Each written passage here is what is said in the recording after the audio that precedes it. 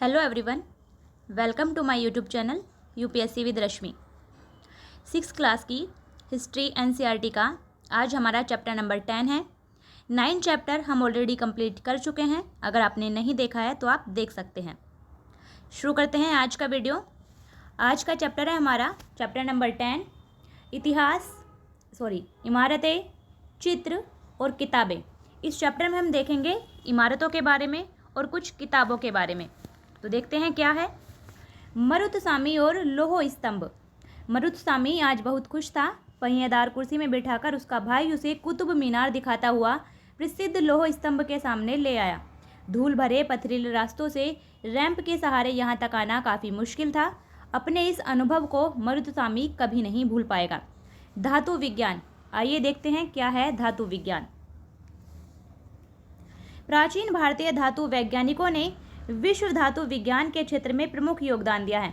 पुरातात्विक खुदाई ने यह दर्शाया है कि हड़प्पावासी कुशल शिल्पी थे और उन्हें तांबे के धातु कर्म यानी धातु शोधन की जानकारी थी।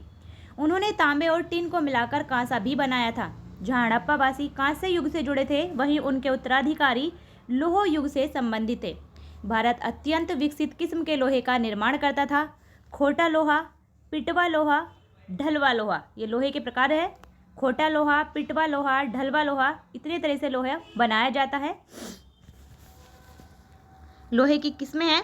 जो प्राचीन भारतीय वैज्ञानिक थे, यहाँ बताया गया है कि उन्हें धातु विज्ञान के बारे में अच्छी जानकारी थी। हड़प्पा के वासी, जो हड़प्पावासी थे, उन्हें तांबे के बारे में ज्ञान था और उन्हें तांबे के साथ साथ टिन मिलाकर कांसा तैयार करने का भी ज्ञान था। जहां हड़प्पावासी कांस्य युग से जुड़े हुए थे, इसलिए हम हड़प्पा की सभ्यता को कहते हैं कांस्य युगीन सभ्यता। वहीं जो बाद में उत्तर वैदिक काल आता है, उसमें हमें लोह युग की जानकारी मिलती है, तो उसके बाद के युग को कहते हैं हम लोह युग। यानी भारत अत्यंत विकसित किस्म के लोहे का निर्माण करता था, जिसमें खोटा लोहा, पिटवा लोहा और ढलवा लोहा आता है। अब बात करते हैं लोह स्तंभ। आपने अगर दिल्ली आए होंगे तो आपको पता होगा लोह स्तंभ मेहरौली दिल्ली में है। कुतुब मीनार के परिसर में एक लोह स्तंभ है। यहाँ आप देख सकते हैं लोह स्तंभ ये है। इस पर आज तक कभी जंग नहीं लगा है। मेहरौली दिल्ली में कुतुब मीनार के परिसर में खड़ा यह लोह स्तंभ भारतीय शिल्पकारों की कुशलता का एक अद्भुत उदाहरण है। इसकी ऊंचाई 7.2 मीटर और वजन 3 टन से भी ज़्यादा है। यानी इसकी ऊंचाई 7.2 मीटर और इसका वजन 3 टन से भी ज़्यादा है। इसका निर्माण लगभग 1500 साल पहले हुआ था और इसके बनने की समय की जानकारी हमें इस पर खुदे हुए अभिलेख से मिलती है।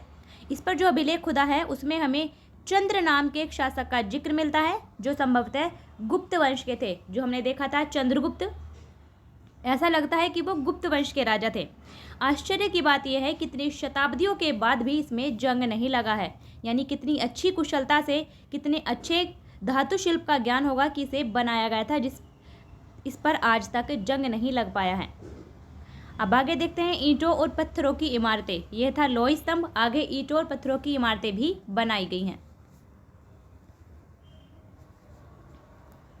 हमारे शिल्पकारों की कुशलता के नमूने स्तूपों जैसी कुछ इमारतों में देखने को मिलते हैं। स्तूप का शाब्दिक अर्थ होता है टीला। हालांकि स्तूप विभिन्न आकार के थे, कभी गोल तो कभी लंबे, कभी बड़े या कभी छोटे। यानी स्तूप कई प्रकार के बनाए गए थे। उन सब में एक समानता है, जैसे सभी स्तूपों के भीतर एक छोटा सा डिब्बा रखा रहता है। इस डिब्बे में बुद्ध या उनके अनुयायियों के शरीर के अवशेष होते हैं, जैसे कि दांत हो सकते हैं, उनकी हड्डियां हो सकती हैं या फिर उनकी राख हो सकती है। तो सभी स्तूपों के भीतर एक छोटा सा डिब्बा रखा रहता है, जिसमें बुद्ध या उनके अनुयायियों के शरीर के कोई अवशेष होते हैं। या उनके द्वारा प्रयुक्त कोई चीज या फिर कोई कीमती पत्थर या सिक्के भी इसमें रखे हो सकते हैं। इसे धातु मंजूषा कहते हैं। वो जो एक डिब्बा रहता है स्तूप के अंदर, उसे कहते हैं धातु मंजूषा। प्रारंभिक स्तूप धातु मंजूषा के ऊपर रखा एक मिट्टी का टीला होता था। बाद में इस टीले को ईंट से ढक दिया गया और फिर बाद के कालों में उस गुंबद नुमा ढांचे को तराशे हुए पत्थरों से ढक दिया गया। ये आप देख सकते हैं सांची का स्तूप। मध्य प्रदेश में सांची का ये स्तूप है। प्राय स्तूप के चारों ओर परिक्रमा करने के लिए एक वृत्ताकार पथ बना होता है। यहाँ आप देख सकते हैं कि स्तूप के चारों तरफ ऐसे ये परिक्रमा करने के लिए एक वृत्ताकार पथ बना है, जिसे हम कहते हैं प्रदक्षिणा पथ। ये पॉइंट आपको ध्यान रखना है। प्रदक्षिणा पथ किसे कहते हैं? स्तूप के चारों तरफ परिक्रमा करने के लिए जो वृत्ताकार पथ होता है उसे कहते हैं प्रदक्षिणा पथ। इस रास्ते को रेलिंग से घेर दिया जाता है। ये जो रेलिंग लगाई गई है, इस रास्ते को रेलिंग से घेर दिया जाता है और इन रेलिंगों को कहा जाता है वेदिका। वेदिका में प्रवेश द्वार होते हैं, ये एक प्रवेश द्वार है।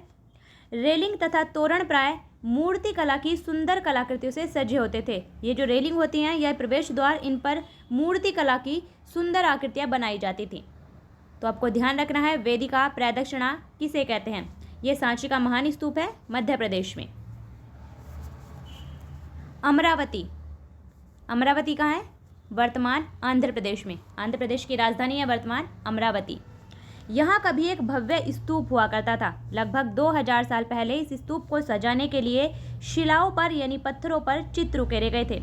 कई बार पहाड़ियों को काटकर बनावटी गुफाएं बनाई जाती थीं। इस तरह की कई गुफाओं को मूर्तियों तथा चित्रों के द्वारा सजाया जाता था। ये जो सांची का स्तूप है, इस तरह के स्तूपों का निर्माण कई सालों तक चलता रहा। इस स्तूप में ईंटों का प्रयोग संभवतः अशोक के ज़माने का है, जबकि रेलिंग और प्रवेश द्वार बाद के शासकों के काल में जोड़े गए थे। अमरावती की एक शिल्पकृति है ये अमरावती की एक शिल्पकृति है। इस काल में कुछ आरंभिक हिंदू मंदिरों का भी निर्माण किया गया था। इन मंदिरों में विष्णु, शिव और दुर्गा जैसे देवी देवताओं की पूजा होती थी। मंदिरों का सबसे महत्वपूर्ण भाग होता था उसका गर्भगृह। गर्भगृह यानी जहाँ मुख्य देवता की मूर्ति रखी जाती थी उसे कहा जाता था गर्भगृह, यानी वो मुख्य स्थान जहाँ पर देवता की मूर्ति को स्थापित किया जाता था।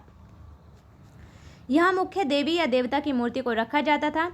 इसी स्थान पर पुरोहित धार्मिक अनुष्ठान करते थे और भक्त पूजा करते थे। अक्सर गर्भगृह को एक पवित्र स्थान के रूप में दिखाने के लिए भीतरगांव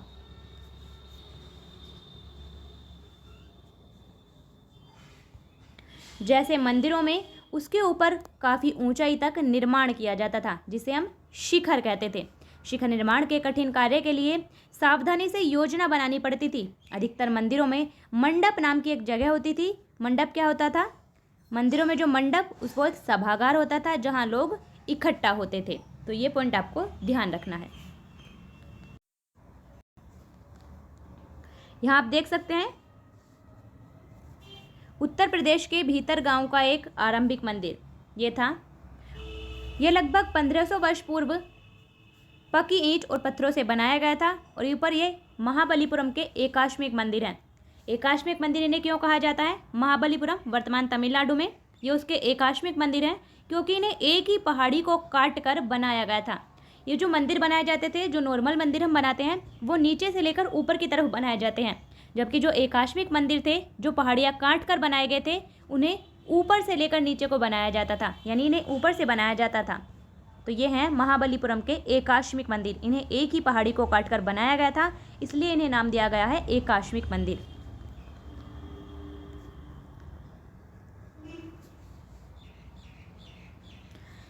महाबलीपुरम के एकाश्मिक मंदिर, इनमें से प्रत्येक मंदिर एक ही विशाल पहाड़ी को तराश कर बनाया गया है, इसलिए इन्हें एकाश्म यानी मोनोलिथ कहा गया है। ईंटों से बनाए जाने वाले मंदिरों से ये बिल्कुल अलग होते थे। ईंट से बनी इमारतों में नीचे से ईंटों की एक एक तह जोड़ते हुए उसे ऊपर की ओर ले जाते हैं, जबकि चट्टान तराश कर बनाए जाने वाले मंदिरों को पत्थर काटने वाले ऊपर से नीचे के क्रम में बनाते हैं।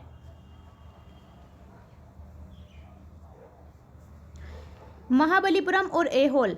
महाबलीपुरम तमिलनाडु में, ऐहोल चालुक्य वंश की राजधानी थी। ऐहोल हमने देखा था। इन शहरों में पत्थरों से बने कुछ उत्कृष्ट मंदिर हैं, उनमें से कुछ यहाँ दिखाए गए हैं। यह है ऐहोल का दुर्गा मंदिर। यह लगभग 1400 साल पहले बनाया गया था। यह है ऐहोल का दुर्गा मंदिर और ऐहोल चालुक्य वंश की राजधानी थी, यह आपको ध्यान रखना है। अब आते हैं स्तूप और मंदिर किस तरह बनाए जाते थे। स्तूपों तथा मंदिरों को बनाने की प्रक्रिया में कई अवस्थाएं आती थी। इसके लिए काफ़ी धन खर्च होता था, इसलिए आमतौर पर राजा या रानी ही इन्हें बनवाने का निश्चय करते थे। पहला काम होता था अच्छे किस्म के पत्थर ढूंढकर शिलाखंडों को खोदकर निकालना। फिर मंदिर या स्तूप के लिए सोच विचार कर तय किए गए स्थान पर इन शिलाखंडों को पहुँचाना होता था।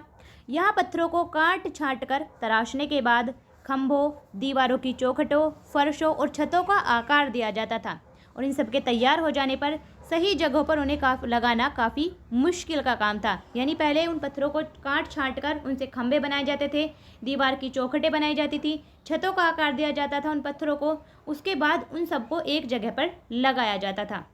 ये ओडिशा का जैन मठ है। एक पहाड़ी को खोदकर इस 2 मंजिली इमारत को बनाया गया है। कमरों के प्रवेश द्वार को ध्यान से देखो, इनमें जैन भिक्षु रहा करते थे। ये है ओडिशा का एक जैन मठ। ये एक पहाड़ी को खोदकर बनाया गया है।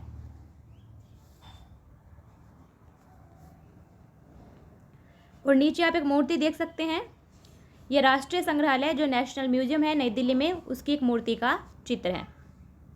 इस तरह के शानदार ढांचों का निर्माण करने वाले शिल्पकारों को सारा खर्च संभवतः राजा रानी ही देते थे। इसके अतिरिक्त इन स्तूपों या मंदिरों में आने वाले भक्त जो उपहार अपने साथ लाते थे, उनसे इमारत की सजावट की जाती थी। जैसे हाथी दांत का काम करने वाले श्रमिकों के संघ ने सांची के एक अलंकृत प्रवेश द्वार को बनाने का खर्चा दिया था। प्रवेश द्वार मतलब तोरण, तो ये वर्ड आपको याद रखना है, तोरण मतलब प्रवेश द्वार। तो सांची का जो स्तूप था उसके एक प्रवेश द्वार को बनाने के लिए खर्च दिया था हाथी दांत का काम करने वाले श्रमिक संघों ने। इस प्रकार से दान के बलबूते या फिर राजा रानियों के द्वारा ये मंदिर बनवाए जाते थे। इनकी सजावट के लिए पैसे देने वालों में व्यापारी, कृषक, माला बनाने वाले, इत्र बनाने वाले, लोहार, सुनार और कई ऐसे स्त्री पुरुष शामिल थे जिनके नाम खंभों, रेलिंगों और दीवारों पर खुदे हैं। यानी जिन्होंने भी इन मंदिरों को या इन स्तूपों को बनाने में अपना योगदान दिया है, उनके नाम हमें उन खंभों पर, रेलिंगों पर या फिर दीवारों पर खुदे हुए मिल सकते हैं। इसलिए जब तुम इन स्थानों को देखने जाओ तो याद रखना कि कितने सारे लोगों ने इन्हें बनाने और सजाने में अपना योगदान दिया था। यहाँ आप चित्रकला देख सकते हैं। ये अजंता की चित्रकारी है। जो अजंता की गुफाएं हैं महाराष्ट्र में, ये उसकी एक चित्र का उदाहरण है, नमूना है।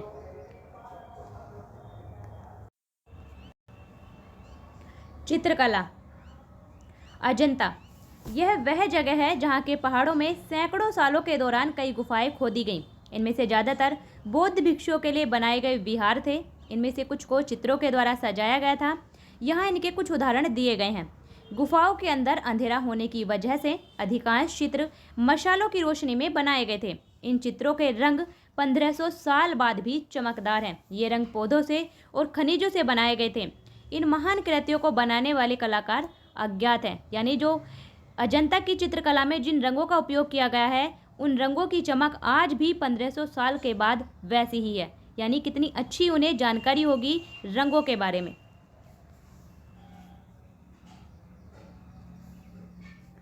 यह भी अजंता की अजंता की गुफा का एक चित्र है। अब देखते हैं पुस्तकों की दुनिया। इस युग में कई प्रसिद्ध महाकाव्यों की रचना की गई थी। इन उत्कृष्ट रचनाओं में स्त्री पुरुषों की वीर गाथाएं तथा देवताओं से जुड़ी कथाएं हैं। करीब 1800 साल पहले एक प्रसिद्ध तमिल महाकाव्य सिलप्पदिकारम की रचना इलांगो नामक कवि ने की थी। तो आपको ध्यान रखना है, सिलप्पदिकारम क्या है? ये एक तमिल महाकाव्य है जिसकी रचना की गई थी इलांगो नामक कवि के द्वारा। ये पॉइंट आपको ध्यान रखना है। इसमें कोवलन नाम के एक व्यापारी की कहानी है। वह पुहार में रहता था। हमने देखा था पुहार पत्तन। अपनी पत्नी कन्नगी की उपेक्षा करके वह एक नर्तकी माधवी से प्रेम करने लगा। बाद में वह और कन्नगी पुहार छोड़कर मदुरई चले गए। मदुरई पांड्यों की राजधानी। वहां पांड्य राजा के दरबारी जोहरी ने कोवलन पर चोरी का झूठा आरोप लगाया, जिस पर राजा ने उसे प्राण दंड दे दिया। कन्नगी जो अभी भी उससे प्रेम करती थी, इस अन्याय के कारण दुख और रोष से भर गई और उसने मदुरई शहर का विनाश कर डाला। यह सिलप्पदिकारम से लिया गया एक वर्णन है। यहाँ कवि ने अन्नगी के दुख का वर्णन किया है। ओ मेरा दुख तो देखो, तुम मुझे सांत्वना तक नहीं दे सकते। क्या यह सही है कि विशुद्ध सोने से भी सुंदर तुम्हारा शरीर बिना धूल से सना यूं ही पड़ा है? यह कहाँ का न्याय है कि गोधूली की इस स्वर्णिमाभा में फूल माला से ढके सुंदर वक्ष स्थलों वाले तुम जमीन पर गिरे पड़े हो। मैं अकेली असहाय और हताश होकर खड़ी हूँ। क्या ईश्वर नहीं है? क्या इस देश में ईश्वर नहीं है? क्या उस स्थान पर ईश्वर रह सकते हैं जहाँ के राजा की तलवार निर्दोष नवागंतुक के प्राण ले लेती है? क्या ईश्वर नहीं है? नहीं है। एक और तमिल महाकाव्य है मणिमेखलई। ये भी आपको ध्यान रखना है। मणिमेखलाई क्या है? एक तमिल महाकाव्य। इसे भी करीब 1400 साल पहले सत्यनार के द्वारा लिखा गया था। तो मणिमेखलाई के रचनाकार थे सत्यनार। इसमें कोवलन और माधवी की बेटी की कहानी है। ये रचनाएं कई सदियों पहले ही खो गई थी। उनकी पांडुलिपियाँ दोबारा लगभग 100 साल पहले प्राप्त हुई हैं। तो दो आपको याद रखने हैं, एक सिलप्पदिकारम जिसकी रचना की गई थी इलांगो नामक कवि के द्वारा, तमिल महाकाव्य। दूसरा तमिल महाकाव्य है मणिमेखलाई जिसकी रचना की गई थी सत्यनार के द्वारा। अन्य लेखक जैसे कि कालिदास, इनके बारे में हम ऑलरेडी पढ़ चुके हैं। अभिज्ञान शाकुंतलम या फिर मेघदूत कालिदास की रचनाएं हैं। ये संस्कृत में लिखते थे। पुरानी कहानियों का संकलन तथा संरक्षण। हिंदू धर्म से जुड़ी कई कहानियाँ जो बहुत पहले से प्रचलित थी इसी काल में लिखी गई। इनमें पुराण भी शामिल हैं, यानी पुराण भी इसी दौरान लिखे गए थे। पुराण का शाब्दिक अर्थ होता है प्राचीन। पुराणों में हमें शिव, विष्णु, दुर्गा या पार्वती जैसे देवी देवता से जुड़ी कहानियाँ मिलती हैं। इनमें इन देवी देवताओं की पूजा की विधियाँ भी दी गई हैं। इसके अतिरिक्त इनमें संसार की सृष्टि और राजाओं के बारे में भी कहानियाँ हैं। यहाँ मेघदूत का एक श्लोक दिया गया है और मेघदूत के रचनाकार थे कालिदास। यहाँ उनकी सबसे प्रसिद्ध रचना मेघदूत से एक अंश दिया गया है। यहाँ एक विरही प्रेमी बरसात के बादल को अपना संदेशवाहक बनाने की कल्पना करता है। इसमें हमारा पढ़ना ज़्यादा जरूरी नहीं है, आगे देखते हैं। अधिकतर पुराण सरल संस्कृत श्लोक में लिखे गए थे, यानी पुराण संस्कृत भाषा में लिखे गए हैं जिससे सब उन्हें सुन और समझ सकें। पुराणों का पाठ पुजारी मंदिरों में किया करते थे जिसे लोग सुनने आते थे। दो संस्कृत महाकाव्य हैं महाभारत और रामायण। किसमें लिखे गए हैं महाभारत और रामायण? संस्कृत में। ये लंबे अरसे से लोकप्रिय रहे हैं। तुम में से भी कुछ बच्चे इन कहानियों से परिचित होंगे। महाभारत क्या है? महाभारत कौरवों और पांडवों के बीच युद्ध की एक कहानी है महाभारत, और कुछ नहीं है। महाभारत कौरवों और पांडवों के बीच युद्ध की एक कहानी है। इस युद्ध का उद्देश्य था पुरु वंश की जो राजधानी थी हस्तिनापुर, उसकी गद्दी प्राप्त करना। महाभारत का जो कारण था वो था, महाभारत जो युद्ध हुआ था, पुरु वंश की राजधानी हस्तिनापुर की गद्दी प्राप्त करना। यह कहानी तो बहुत ही पुरानी है, पर आज इसे हम जिस रूप में जानते हैं वह करीब 1500 साल पहले लिखी गई थी। माना जाता है कि पुराणों और महाभारत दोनों को ही व्यास नाम के ऋषि ने संकलित किया था। तो आपको ध्यान रखना है, महाभारत के रचयिता व्यास। महाभारत और पुराण दोनों को ही व्यास नाम के ऋषि ने संकलित किया था। और महाभारत में भगवद गीता भी है। जो भगवद गीता है वो महाभारत का ही एक भाग है। ये पॉइंट भी आपको ध्यान रखना है। आगे देखते हैं रामायण। रामायण में क्या है? रामायण की कथा कौशल के राजकुमार राम के बारे में है। उनके पिता ने उन्हें वनवास दे दिया था। वन में उनकी पत्नी सीता का लंका के राजा रावण ने अपहरण कर लिया था। सीता को वापस लाने के लिए राम को लड़ाई लड़नी पड़ी। वे विजयी होकर कौशल की राजधानी अयोध्या लौटे। महाभारत की तरह ही रामायण भी एक प्राचीन कहानी है जिसे बाद में लिखित रूप दिया गया था। संस्कृत रामायण के लेखक हैं वाल्मीकि। ये पॉइंट आपको ध्यान रखना है। वाल्मीकि रामायण के लेखक हैं वाल्मीकि, और रामायण लिखी गई है संस्कृत भाषा में। अब देखते हैं आम लोगों के द्वारा कही जाने वाली कहानियाँ। आम लोग भी कहानियाँ कहते थे, कविताओं और गीतों की रचना करते थे, गाते थे, नाचते थे और नाटकों को खेलते थे। इनमें से कुछ तो इस समय के पास जातक और पंचतंत्र की कहानियों के रूप में लिखकर सुरक्षित कर लिए गए।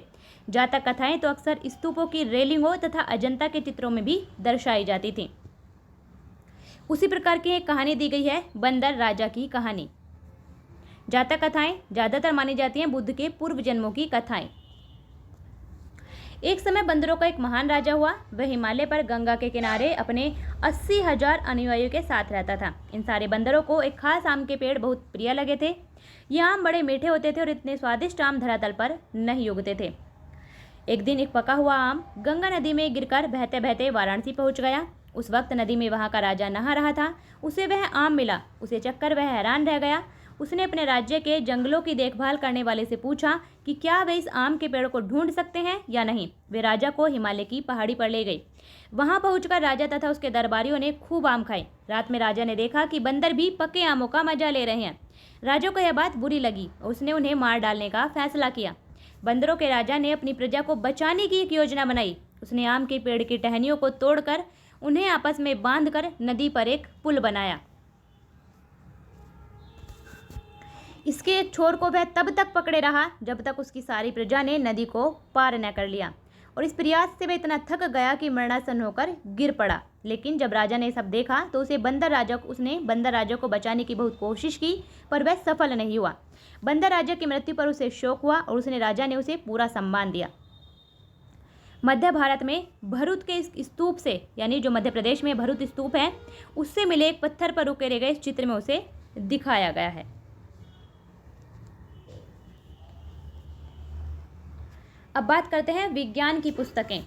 इसी समय गणितज्ञ और खगोल शास्त्री आर्यभट्ट ने संस्कृत में आर्यभट्टम नामक पुस्तक लिखी थी। इसमें उन्होंने लिखा था कि दिन और रात पृथ्वी के अपनी धुरी पर चक्कर काटने की वजह से होते हैं। यानी आर्यभट्ट ने बताया था कि सूरज रोज नहीं निकलता है। ऐसा नहीं कि सूर्य रोज निकलता है और फिर रोज डूबता है, बल्कि दिन और रात जो होते हैं वो पृथ्वी के अपनी धुरी पर चक्कर लगाने की वजह से होते हैं, जबकि लोगों को लगता है कि रोज सूर्य निकलता है और डूबता है। उन्होंने ग्रहण के बारे में भी एक वैज्ञानिक तर्क दिया। उन्होंने वृत्त की परिधि को मापने की भी विधि ढूंढ निकाली थी। तो ये पॉइंट आपको आर्यभट्ट के बारे में याद रखना है कि उन्होंने दिन और रात पृथ्वी के अपनी धुरी पर चक्कर काटने की वजह से होते हैं, ये उन्होंने पता लगाया था। वृत्त की परिधि को मापने की विधि निकाली थी, जो लगभग उतनी ही सही है जितनी कि आज प्रयुक्त होने वाली विधि। वराहमिहिर, ब्रह्मगुप्त और भास्कराचार्य कुछ अन्य गणितज्ञ और खगोलवेत्ता थे जिन्होंने कई खोजें की।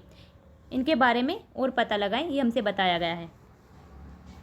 शून्य। अब बात करते हैं शून्य का आविष्कार। अंकों का प्रयोग पहले से ही होता रहा था, पर अब भारत के गणितज्ञों ने शून्य के एक नए चिन्ह का आविष्कार किया। तो शून्य का आविष्कार भारतीयों ने ही किया था।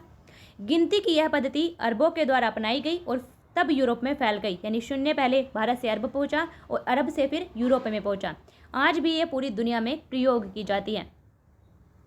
जो रोम के निवासी थे वो शून्य का प्रयोग किए बगैर ही गिनती किया करते थे। आयुर्वेद क्या है? आयुर्वेद चिकित्सा विज्ञान की एक विख्यात पद्धति है। आयुर्वेद जो प्राचीन भारत में विकसित हुई थी। प्राचीन भारत में आयुर्वेद के दो प्रसिद्ध चिकित्सक थे। एक थे चरक, जो प्रथम से दूसरी शताब्दी ईस्वी में रहे थे, और दूसरे थे सुश्रुत, जो चौथी शताब्दी ईस्वी में रहे थे। तो आयुर्वेद के दो प्रसिद्ध चिकित्सक थे प्राचीन भारत में, वो थे चरक और सुश्रुत। चरक द्वारा लिखी गई थी चरक संहिता। चरक के द्वारा चरक संहिता पुस्तक लिखी गई थी। औषधि शास्त्र की एक उल्लेखनीय पुस्तक है। इसमें औषधि के बारे में बताया गया है। अपनी रचना सुश्रुत संहिता में चरक ने लिखी थी चरक संहिता और सुश्रुत ने लिखी सुश्रुत संहिता। इसमें उन्होंने यानी सुश्रुत संहिता में सुश्रुत ने शल्य चिकित्सा की विधियों का विस्तृत वर्णन किया है। शल्य चिकित्सा मतलब मान लीजिए आज का जैसे ऑपरेशन होता है, उसी तरह की उन्होंने विधियों का सुश्रुत संहिता में वर्णन किया है।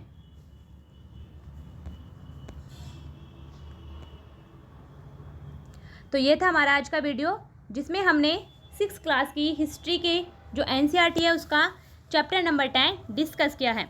जो एनसीईआरटी की वेबसाइट पर हिस्ट्री की बुक दी गई है उसमें सिर्फ 10 ही चैप्टर हैं, जबकि जो पहली पुरानी एनसीईआरटी उसमें 12 चैप्टर थे। लेकिन उसका जो दूसरा चैप्टर है वो इसमें एक ही चैप्टर के रूप में दिया हुआ है। दूसरा और तीसरा चैप्टर एक ही मिला दिया गया है, जो चैप्टर नंबर 2 के रूप में है। तो आज ये हमारा 6th क्लास की हिस्ट्री एनसीईआरटी का लास्ट पार्ट है। आज हम एनसीईआरटी कंप्लीट कर चुके हैं 6th क्लास की।